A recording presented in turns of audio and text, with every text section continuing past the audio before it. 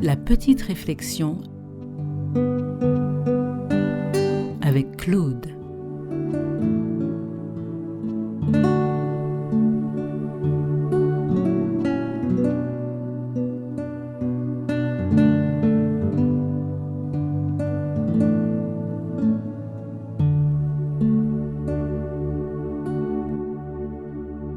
Aujourd'hui, je vous propose de jeter un coup d'œil sur les bienfaits du rire.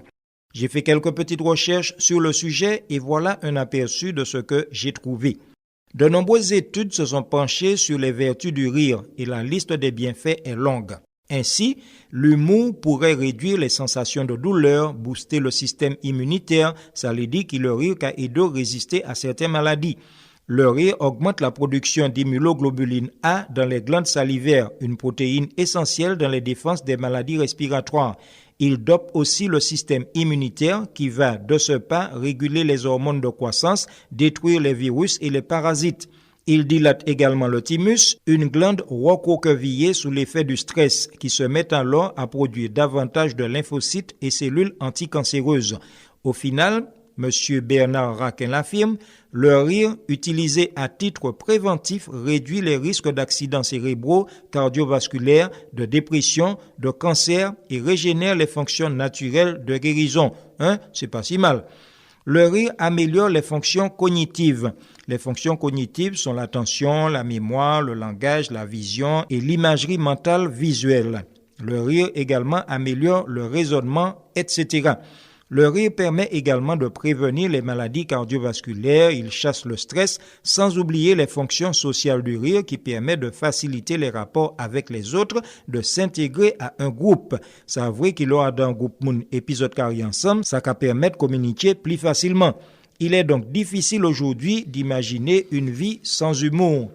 De nombreux scientifiques se sont penchés sur l'utilisation de l'humour lors des psychothérapies, notamment de groupe, et les résultats semblent effectivement montrer que le rire, s'il est utilisé à bon escient, peut s'avérer être un précieux allié du thérapeute. D'ailleurs, en dehors des thérapies, des clubs de rire se sont montés récemment pour proposer une relaxation par l'humour. Ces initiatives soulignent le rôle essentiel du rire dans l'équilibre émotionnel. D'ailleurs, notre cerveau ne pourrait pas se passer de rire régulièrement. Ça a fait moins sourire parce qu'il y a des gens qui ont estimé qu'il y a un sérieux pas pour rire. Jikni qui a estimé qu'il y a un bon chrétien pas pour rire. D'ailleurs, Nyon qui te dit moi en foi qui ça pas sérieux d'y faire mon rire à sous radio rap. Ça vrai que ou pas rire n'importe qui ça à n'importe quel moment, mais il est indispensable de rire si on veut être en bonne santé.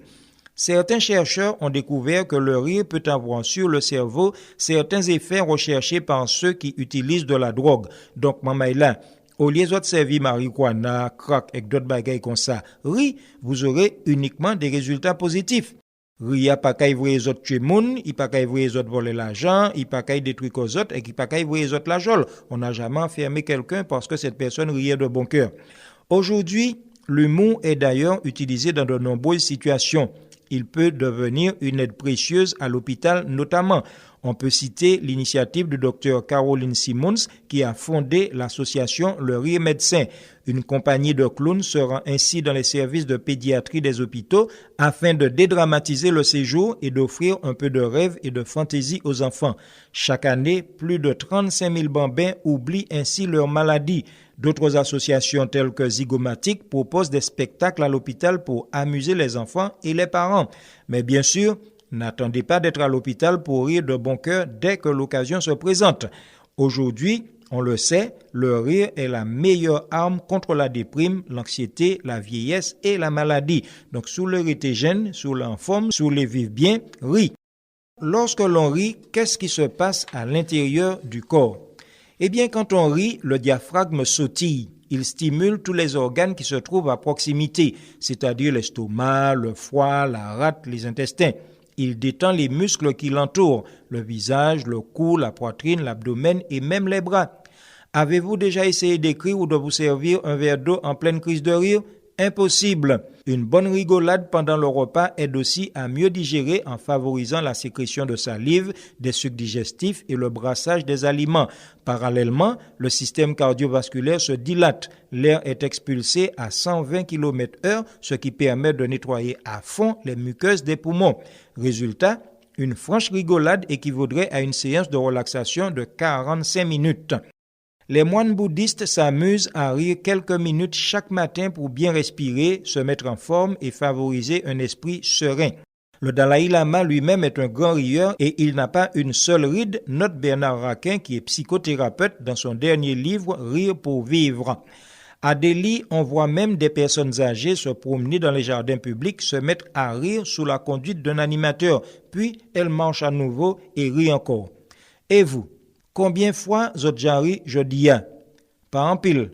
Pourtant, un adulte devrait éclater de rire en moyenne 15 fois par jour pour suivre les statistiques, ce qui est peu comparé à un enfant de 4 ans qui rigole plus de 100 fois dans une journée.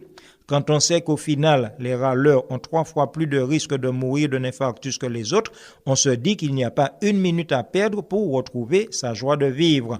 Le rire nous secoue également les neurones.